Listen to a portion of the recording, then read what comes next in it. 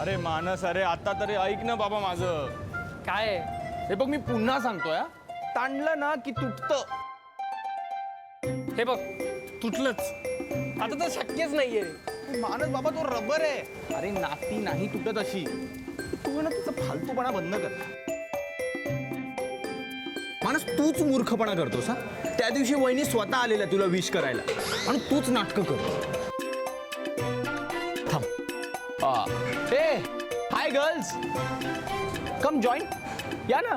हा येस.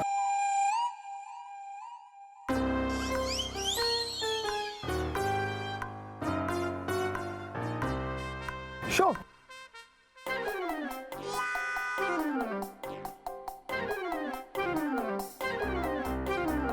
अरे पास ना आता.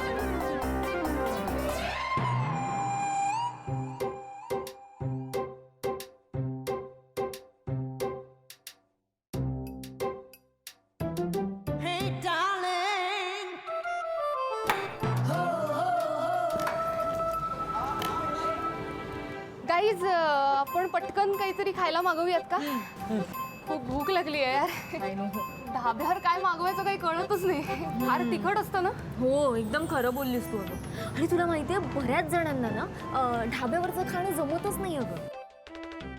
म्हणजे आपल्या मुलींचं बायकांचं तर सोडच, बऱ्याच मुलांना पुरुषांना सुद्धा नाही जमत. एकदम ढेपाळतात अगं. काय सांगताय म्हणजे? अगं हो खरं तेच सांगते. आता हा ठेचा बघ, हा मिरचीचा ठेचा आहे ना, बरेच जण असं म्हणतात की आम्ही खाऊ वगैरे, पण अगं असं काही नाहीये. खूप कमी जण खाणारे असतात. त्यातले एक म्हणजे माझे बाबा. एकदम बिनधास्त खातात हा. आणि म्हणून ते मला खूप आवडतात.